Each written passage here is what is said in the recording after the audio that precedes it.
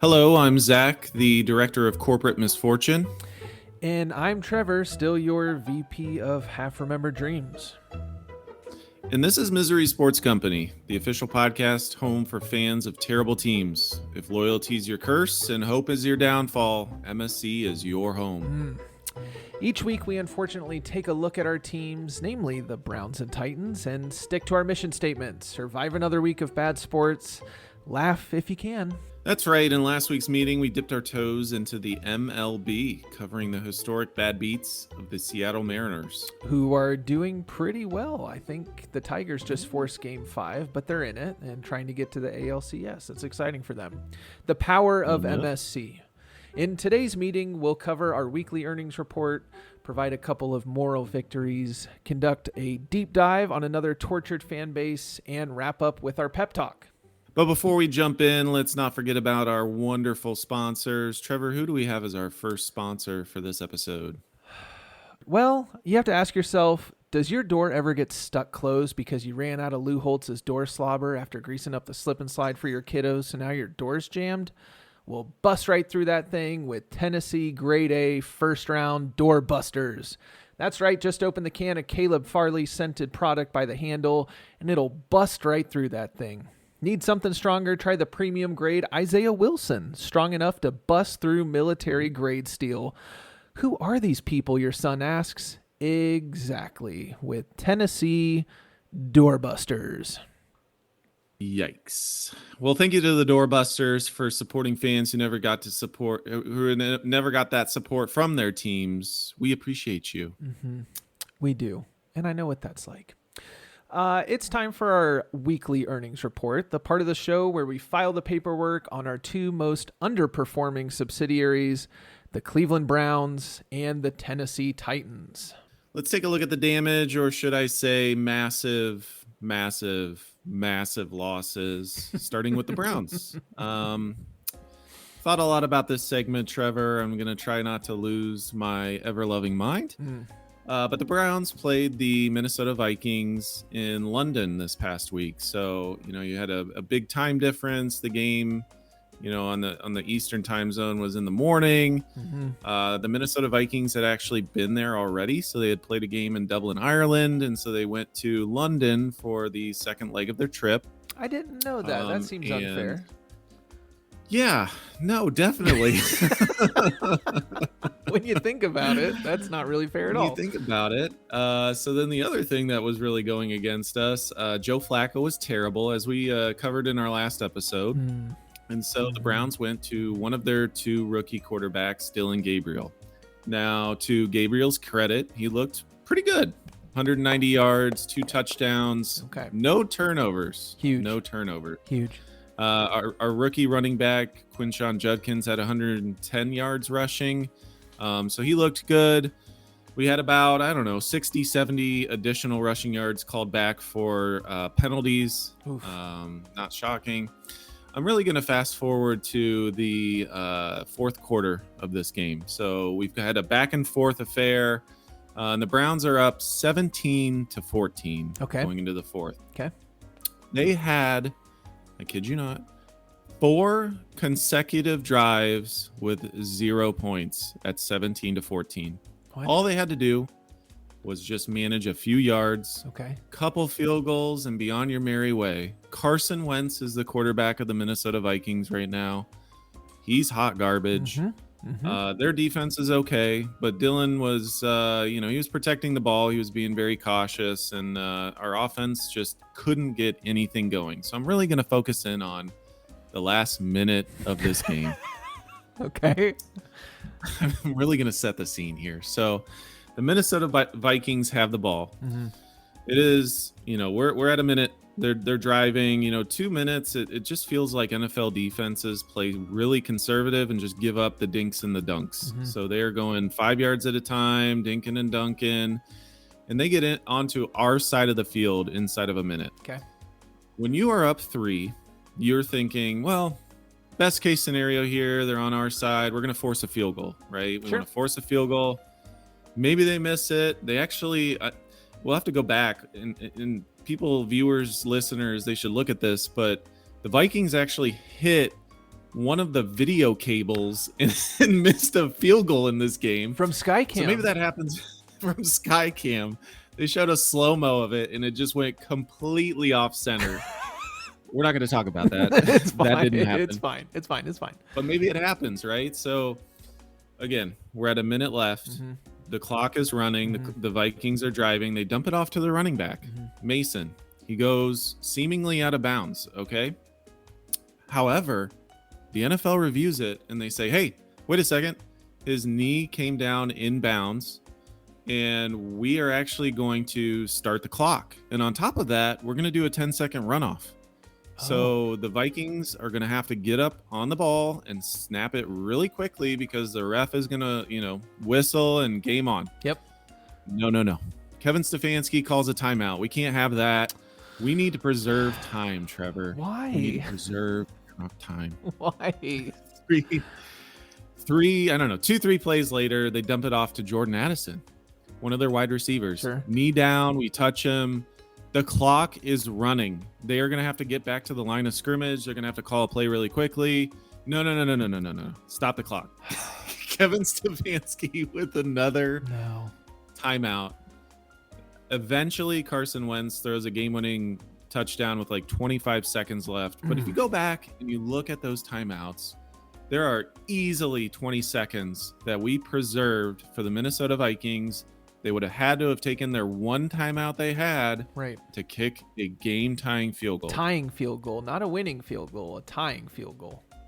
Correct. I am not saying that we would have won in overtime. I have no idea with a rookie quarterback.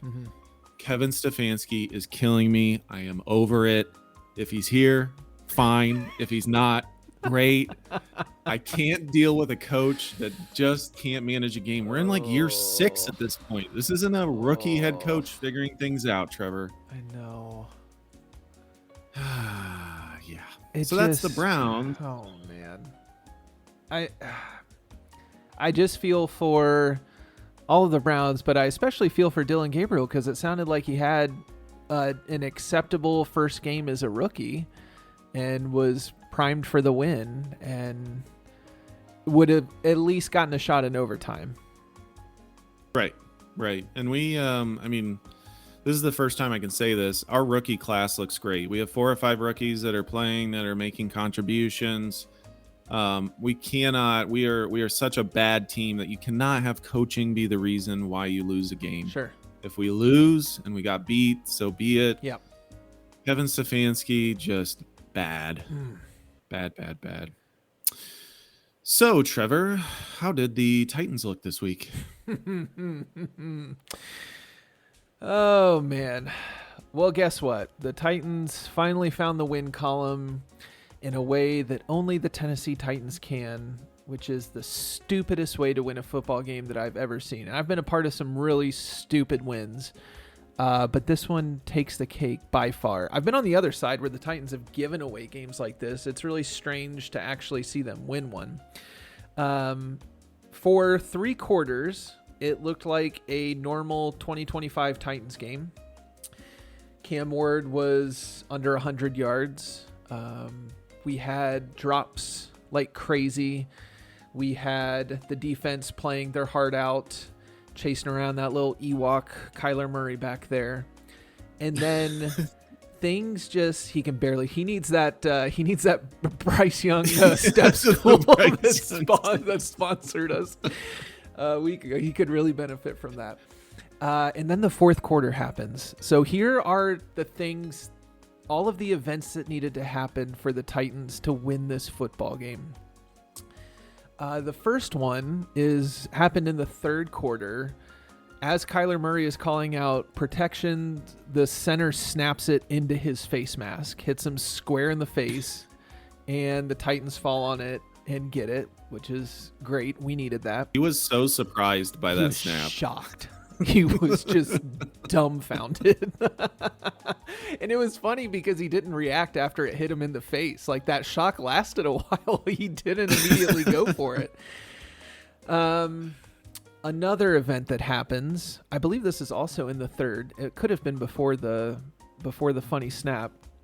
We have the goofiest intentional grounding that I think I've ever seen, where Kyler Murray drops back, is getting pressured, so he runs in a circle. He does a full 360, and then nobody's chasing him, but he feels something, so he does another 360, and as he's doing it, he gently dumps the ball like a hot potato and runs away from it, and there's nobody there. And so that was a very strange college-level intentional grounding that was quite funny. The normal fourth quarter backbreaker that has happened every game this season, where our defense is holding, and then, they hit an 80-yard bomb or they hit a 60-yard run. That happens, and their third string running back, DeMercado, who is in the game because in the last couple weeks, the Cardinals have lost their top two running backs, breaks off a 78-yard touchdown run, except right before he crosses the line, he Deshaun Jackson's the thing and drops it as L'Jarius Sneed is thankfully chasing him. I assume that helped him drop it. I've looked at the video. I don't know. You've had a chance to look at this. I still don't know that he didn't cross that line without possession. Like, if I look at that thing, I think he kind of had it going across the line. And they reviewed it and said that he fumbled going into the end zone. So it ended up being a touchback. I'll take it. At this point, we need it. So Cam Ward drives down the field. On third down, he rolls out, or they're at about the 30-yard line of the Cardinals, rolls out to his left. Ill-advised throw that's going to the end zone, and there's like probably 4 Cardinals around. Gets tipped and intercepted. As the linebacker DB makes the interception for the Cardinals, he lands on his back, on his side, and then somehow punches the ball out from himself. There is a dog pile that pushes the ball into the end zone, and Tyler Lockett, yes, that Tyler Lockett from the Seahawks, is somehow his corpse is on the Titans, falls on it, and it's a touchdown for the Titans. That happens. We have more Kyler Murray, just general terrible throws, which really helped. And then Cam hits Calvin Ridley on a 38-yard dart on a go ball that for Ohio State fans was very reminiscent of 3rd and Jeremiah. So that was a fun little play for us. And then our kicker barely makes a 29-yard field goal at the end of the game, and the Titans win by 2. Just the craziest stuff all to happen, but the Titans get the win. I wanted to get your opinion on something. Weird thing to focus on, but Titans are down by 15 points. It's 21-6. We get our first touchdown on a run by Tony Pollard. And so now you're down by 9. So you can either go for 2 then and make it a 7-point game, or you can just kick the extra point and it's an 8-point game. I'm curious as to what you would do in that situation as the head coach. If it was early enough on in the game, I'm probably kicking the extra point just to give the team a chance. You're still within 1 score. You want to keep the hope alive. I know that analytics probably points towards just do the 2 and move on and figure out where you're at. But both of our teams are not great, and so you need to keep them in the game for as long as humanly possible. I totally agree. I absolutely agree. Callahan got a lot of flack for that because everybody was saying you needed to go for 2 in that situation. But if you miss it, then you're down 9 and it's 2 score. Like, you need to stay in the game, like you said, for as long as possible. Brian Callahan shockingly agreed with us and sent Joey Sly out there to kick the extra point, so it would just be an 8-point game.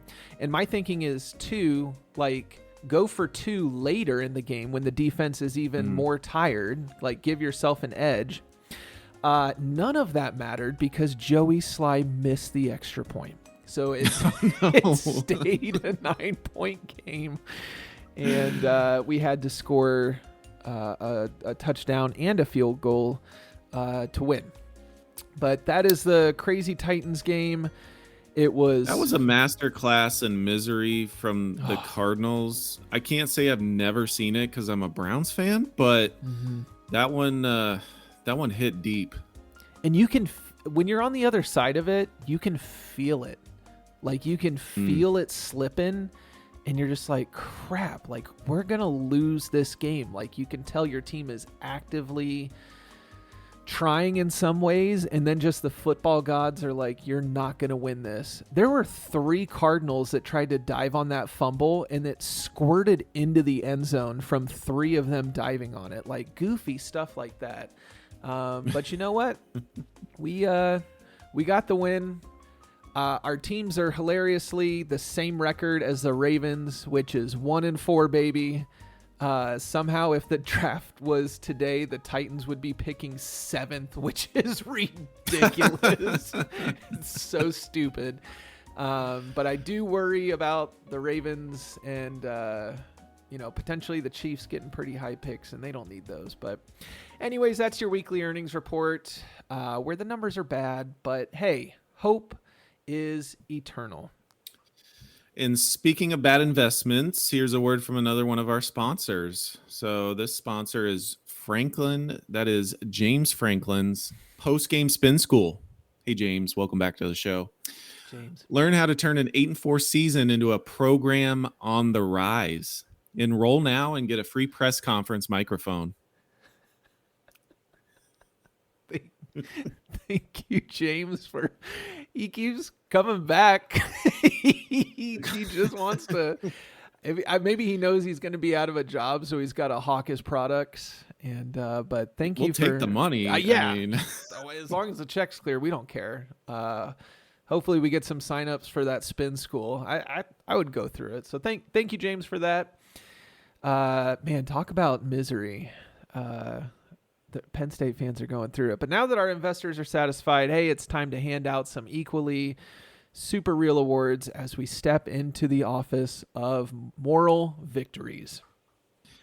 That is right. Everyone here at MSC underperforms, but corporate policy dictates we hand one of these awards out anyway. Our first Employee of the Week award goes to... This one is a little bit out of left field. Okay. So the Browns aren't ever going to get it until they win a game. So I'm just going to keep going around. So this actually ties into one of our sponsors. This goes to, I'm going to butcher this, Nico Iamaleava from UCLA. That is the quarterback. His stat line was bonkers against Penn State. So you would look initially and you're like, oh, 166 pass yards. That's not that great. Yeah. 2 touchdown passes, 128 yards rushing with another 3 rushing touchdowns. 3 rushing 5 touchdowns? tutties. Oh, my good gosh. Yes. Whew. So he is my Employee of the Week. Trevor, who else gets an award? I am also kind of going out of left field a little bit. I have 2. We'll just go with one. I'll give you the top one. Are you familiar with Eric Collins? If I said the name Eric Collins, do you know who that is? I do not. So I was watching Red Zone, and it was, speaking of misery, it was on the Dolphins and Panthers game. And I was listening to it, and I was like, I know this voice. I know this voice. Where is it from? And then I realized it's the announcer for the Charlotte Hornets. And I know that voice because he is incredible on the calls. He has the most energetic calls I've ever heard. Very much in that same vein as Gus Johnson, who big fans of Gus Johnson here on MSC. And so I want to share why he's earning this award. So I'm going to share that right now. Look at this! Down! Still on his feet! Caught! Back in the end zone! Xavier Liggett! Tunga Bailoa! Got his man! Touchdown! Waller! Young! Caught! It's Horn! Bryce Young! Got his man! Touchdown!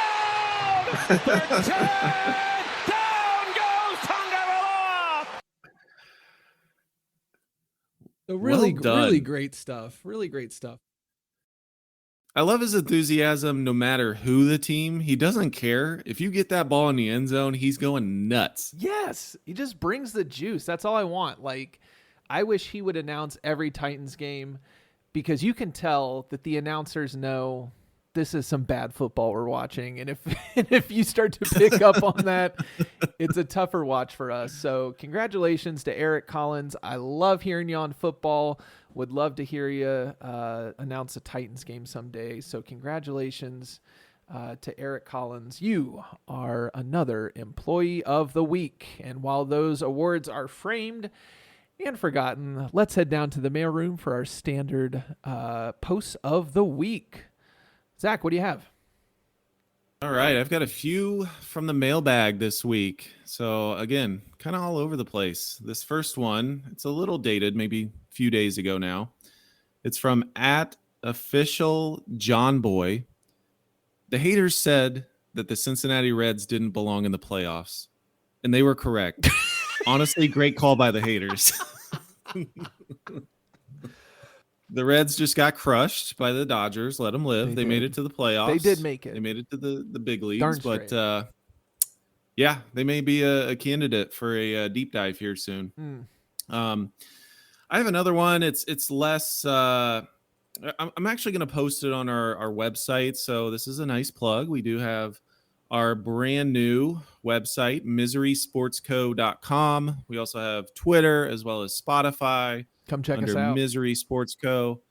Please check us out, subscribe, give us some comments. We also have a place on our website if you want to list your team as well for a deep dive candidate.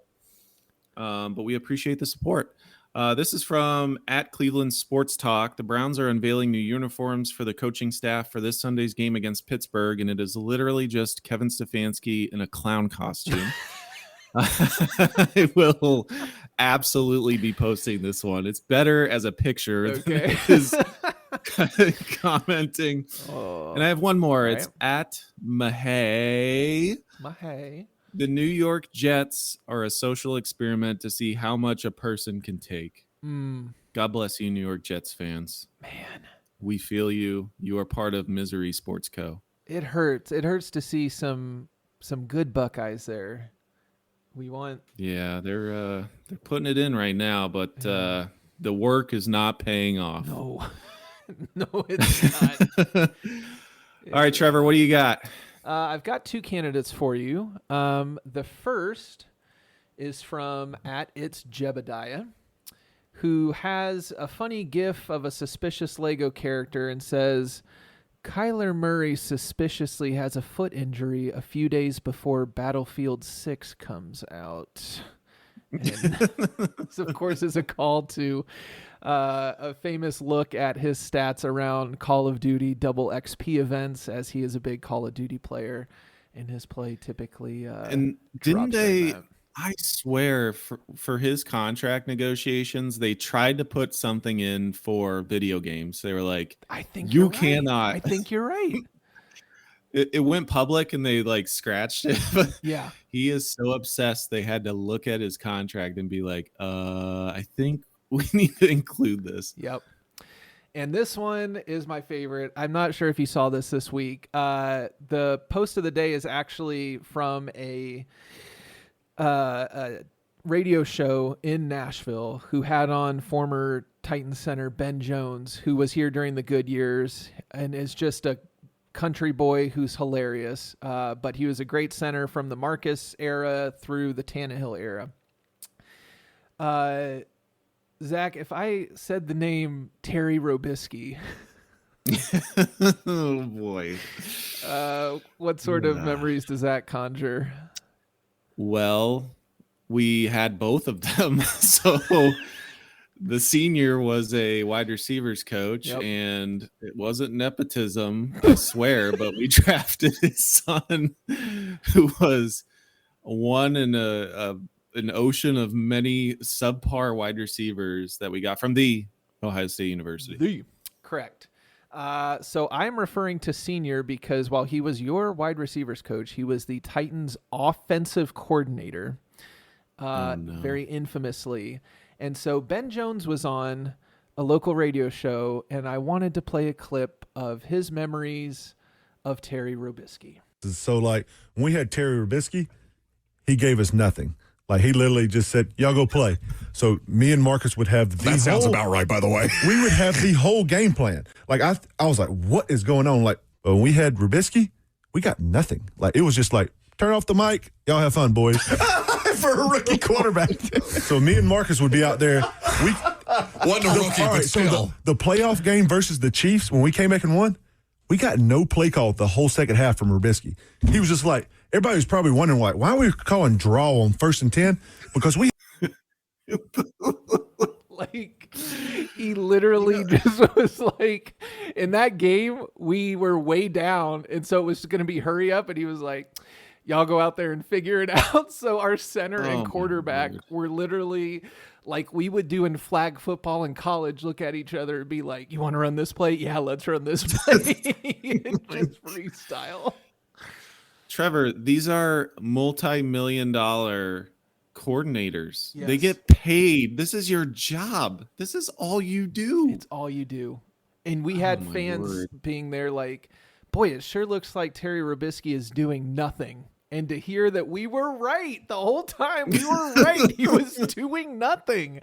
I have so much more respect for, I'm a huge Marcus fan, but to hear that Marcus and Ben led a huge comeback against the Chiefs where Marcus threw a touchdown to himself on a deflected pass was amazing. So that is my tweet of the week. God bless Marcus Mariota. You know what? Yeah, God bless him. He's the backup where now? Washington, I think. Yeah, he's played in a few games this season. Yeah, Jaden's got hurt. Good for him. So congratulations to this week's honorees. We swear your awards are in the mail. Helping to pay postage on those awards is our next lovely sponsor. Trevor, what do we got? Zach, did you ever wonder what they're hiding from us? Well, wonder no longer with Aaron Rodgers' Cold Tub Chats. They're on to us, you know. Who's they? Doesn't matter. They're them and we're us, and the less we talk about them, the more they feel better that we're not on to them, and that's unacceptable for us. Be so exhausted by a conversation that you feel like you've run a marathon with Aaron Rodgers' Cold Tub Chats. That's what they want you to think, Zach. That's what they want you to think. So it's time to shift gears into our next segment, our deep dive here, where we take a look at a miserable fan base with your resident VP of corporate misery. It's Zach. Thank you, Trevor. So the format of our show is really interesting, right? Because we can kind of go across different sports. Really, the focus is just on suffering fan bases, trying to understand them. We've hit the NFL with our teams. We've done the Las Vegas Raiders. You jumped into the MLB with the Seattle Mariners. I'm actually going to jump into the NBA for this episode. All right. So we've got the NBA coming up. I think the season's in like maybe 2 weeks, something like that. I am going to be focusing on the Washington Wizards. Excellent. Yeah. So the Washington Wizards were founded in 1961 as the Chicago Packers, of all things. I would have given you 1,000 guesses. Never would have got that. So the Chicago Packers, back in the day in the 60s, Chicago had a meat packing industry. Sure. And so they figured, hey, let's call them the Chicago Packers. One small issue with that, the nemesis of the Chicago Bears was the Green Bay Packers. So this name change actually went horribly wrong. Within a season, they renamed it to much better name, the Chicago Zephyrs. What? I didn't even do enough research to understand what a ZEPHYRS is. I don't want to know. We're just gonna fast forward. Like Freemason stuff or something. Like, what is that about? Zephyrs. You just had to be there. So You really did. You just had to be there. They were the NBA's first expansion team, little known fact. And in 1963, it went so well that they moved to Baltimore, Maryland, and became the Baltimore Bullets. Named, so a little bit different. They moved out of Chicago. And for the 60s and 70s, they started to build the team. In the 70s, they actually ended up moving to Washington, where they now reside. And at that point, they were known as the Capitol Bullets in 1973. That's awesome. Yeah. So in 74, they went from the Capitol Bullets to the Washington Bullets, and they ended up winning their first and only championship in 1978. So back then, they actually had two Hall of Famers on their team, Elvin Hayes and Wes Unseld. So I know Wes Unseld. And as it would happen, his son ended up being the head coach of the Washington Wizards like a few years ago. So small world, a little nepotism there. But they ended up beating the Seattle Supersonics. Wish we had the Supersonics still, but they beat them in Game 7. And then the Supersonics, they actually met in the NBA Finals again the following year, and the Supersonics got their revenge, winning the NBA championship the following year, 4-1. Oh, wow. Yeah, I mean, in the 80s, they acquired some, pretty big names. So they drafted Manute Bol in the NBA draft, who ended up blocking 397 shots in his first year. Goodness. I think he was just drafted because of how ginormous he was. Yeah. I know his son Bol is also gigantic. He is, yep. So let him live. And then in 1987, they drafted none other than Muggsy Bogues. Oh, man. He of 5'3" stature, the shortest player in NBA history. Wow. They spent the number 12 pick on Muggsy Bogues. Ooh. No disrespect to Muggsy. No disrespect at all. The shortest player ever in the NBA. 12? Eesh. Yeah. So in the 80s, they had some success, but again, they never hit that championship stride. In the 90s, you start to look at some of their drafts, and again, they've got some pretty decent players. They just never turned into that championship team. So they had Juwan Howard in 1994 from the Fab Five. Yep. And then they made a trade for his buddy Chris Webber. Oh, shoot. From the Fab Five as well in the 90s. So they were trying to get the band back together. Yep. Unfortunately, it didn't work out. Chris Webber ended up getting injured in 1995. He ended up getting shipped out a little bit later. Never really gelled. They had Rod Strickland in the 90s. Some decent names, but again, couldn't put the pieces together. Could not make a run. You're going to see something similar in the 2000s. Even the 2010s, where they continue to draft decent players, but they just never, ever put it together. Yeah. So in 1998, they traded Chris Webber away to the Kings. As we know, he had a great career with the Kings. Yes, that was such a fun Kings team. Yeah, ended up going to the Western Conference Finals, gave the Lakers all he could handle. In 1999, they drafted Richard Hamilton. Another great player. Yeah. Really? So their draft history really isn't bad. They just keep getting rid of these players. Yeah. But they got rid of him pretty quick to Detroit, right? It must have been. Yeah. So they shipped him out pretty soon. It was in the early 2000s. Around that same time, they traded Juwan Howard to the Mavs. Yep. So the Mavs and the Cavs actually have an interesting history through the 2000s on our teams with the Washington Wizards. So there's a lot of history here. This is the first touch point. So Juwan Howard went to the Mavs, ultimately went to the Heat, right? Yep. Won a ship there. Don't want to talk about it. Too soon? Around that same time, Michael Jordan becomes the president of basketball operations and a minority owner in the Washington Wizards, 2000, 2001. And then in 2001, MJ's like, well, I think I want to play again. And I think I want to play for the Washington Wizards. For my team. So he suits it up. Yeah. He suits it up at 38 years old.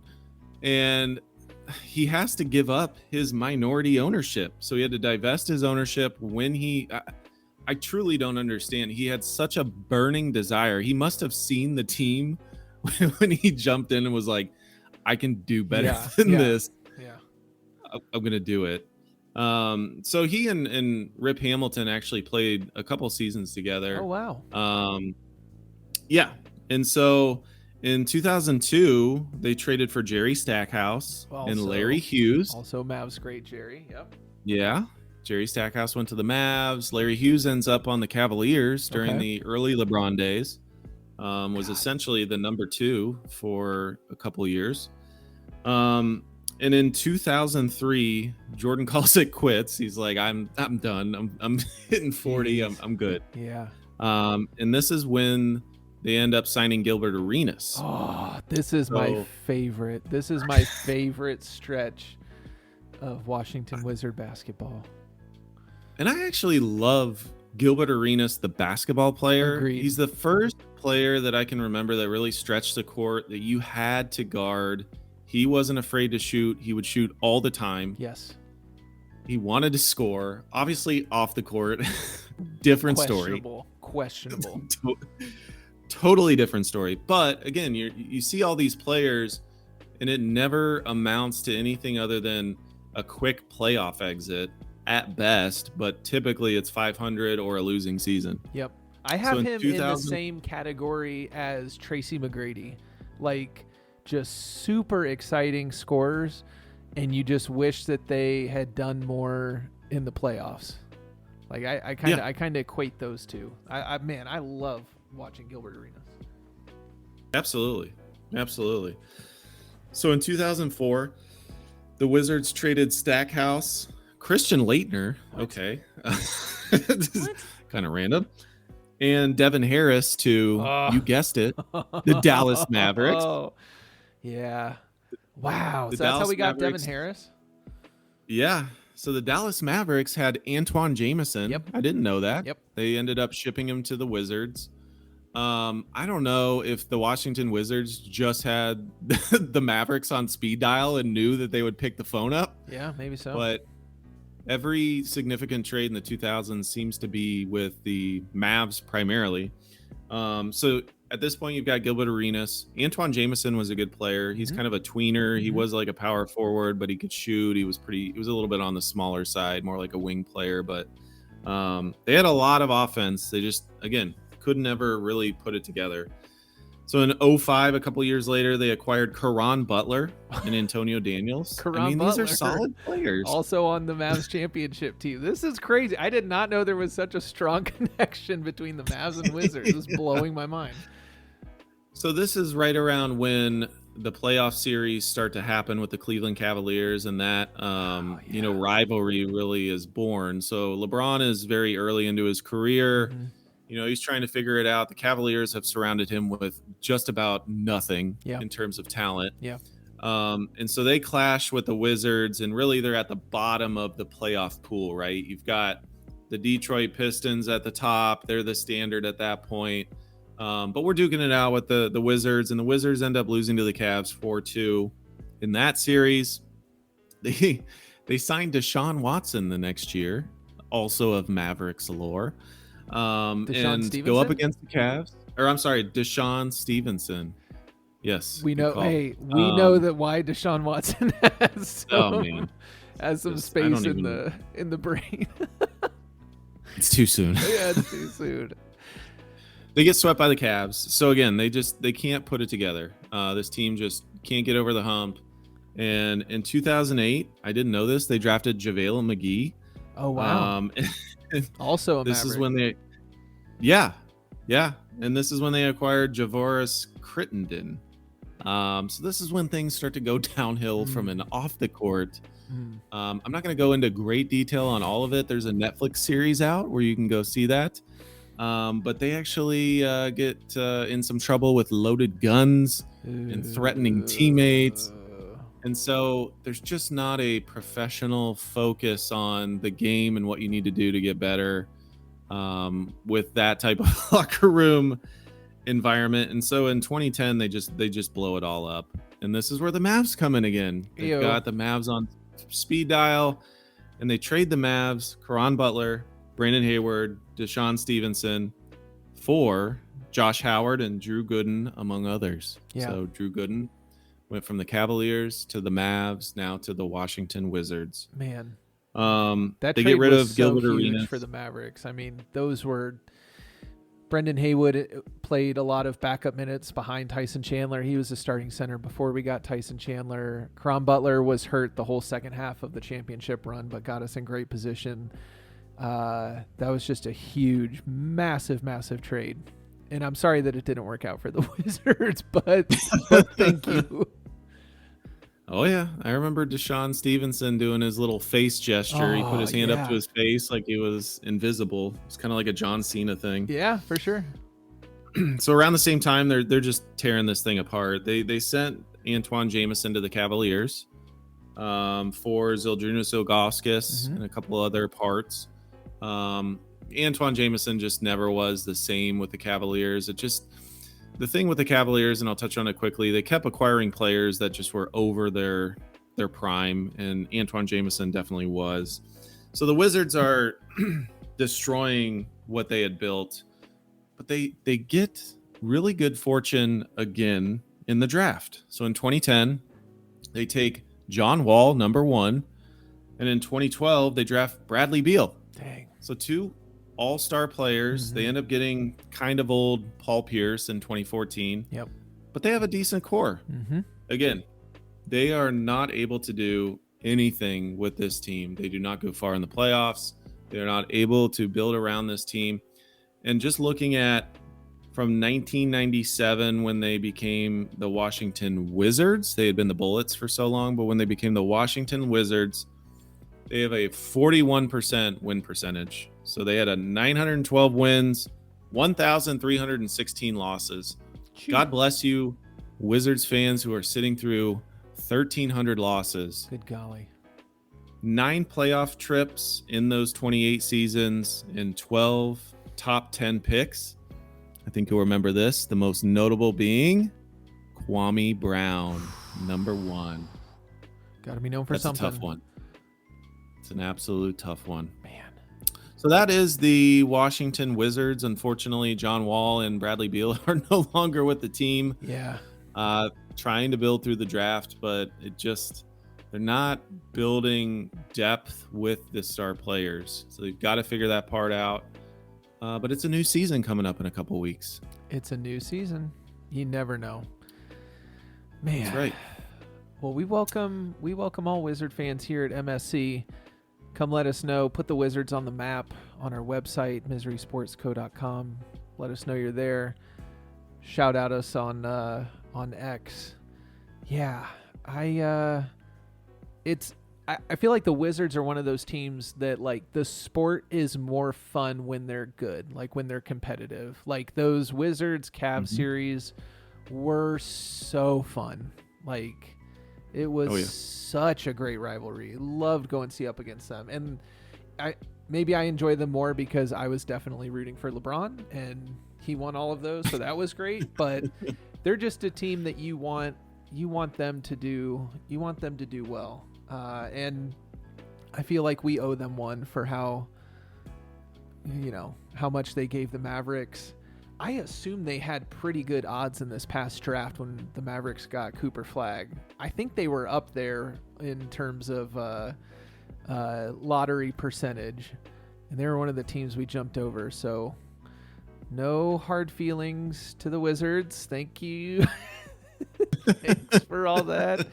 When the league's going to rig something, what are you going to do? That's right. And if you thought that was bleak, just wait until you hear from our next sponsor, Stefanski Clock Management Consulting. We specialize in stretching 60 seconds into 3 full possessions for the opposition. Because when in doubt, burn time and hope simultaneously. Thank you, Stefanski Consultants, for your sponsorship here. I'm sure they do good business. Big thanks to them, proving that someone out there actually does care about us.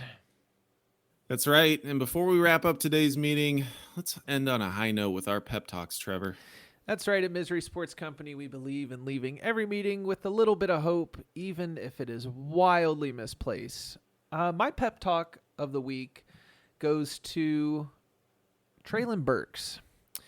Treylon Burks was put in a terrible position, really unfortunate. So when the Titans decided that they needed to trade away the best receiver that we've maybe ever had, if you don't count Randy Moss, because by the time he got there, he wasn't really Randy Moss.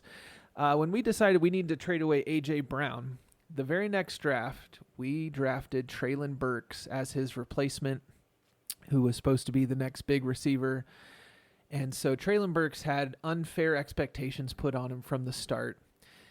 And it was unfortunate because he got lots of concussions over his first couple years and just never seemed to be healthy. Well, this year, he was also dealing with some injuries, was put on IR, and was just released by the Titans. And I just want to say, Treylon, that we do not hold any ill will from you, Titans Nation, certainly MSC. I just want to say thank you for your service. Thanks for being positive. It was a really unfair situation from the get-go. I hope you land on your feet somewhere and prove all the haters wrong and can be a wonderful receiver at a different team. So keep your chin up, Treylon. Thanks for your time at the Titans, and best of luck to you, man. Hope you do well. That's my pep talk of the week. Zach, keep us rolling. All right, I'm a little bit off the beaten path, but I am actually going to go down to Chapel Hill. I am going to visit the one and only Bill Belichick, Hall of Fame NFL head coach, not Hall of Fame college coach. Oh boy, Billy B. I don't know what to say, man. You're 73 years old. You're currently 2-3. You did beat Charlotte and Richmond. Congratulations. Yeah, congrats, man. But you lost to TCU 48-14. Goodness. UCF kicked you in the face 34-9.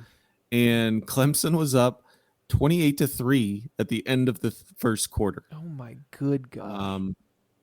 I know that there's a lot going on right now in your life. I'm not going to touch on your off the field endeavors, she doesn't adventures. want you to talk about that. I can't without threat of legal action.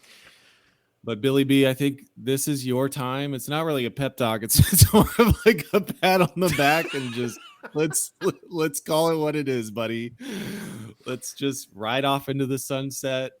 You've got your Super Bowl trophies. I don't know what's going on in North Carolina right now. It's not coaching. Sir, it's over.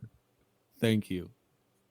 It's over. Yeah, I don't know if that was a pep talk or a sliding the hospital pillow over his face. Just, buddy, we're done here. Did you see the latest, by the way, that was breaking this afternoon about that?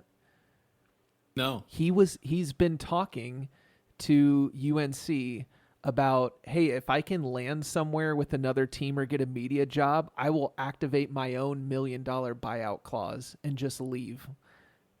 So I think they're going to be like, word. Yeah, go find that. We'll broker something for you to we'll take care of it. So just an absolute dumpster fire there at UNC after being so hyped. Good luck, Bill. Enjoy retirement, man. Yeah. You've earned it. You've done a great job. Yeah. There's the pep talk. Set yourself up really nicely. Well, that'll do it for this week's meeting at Misery Sports Company. We hope you'll become employees here by subscribing to the channel, following us on X, and visiting our new website, miserysportsco.com. Until next week, I'm Trevor. And I'm Zach. See you next time.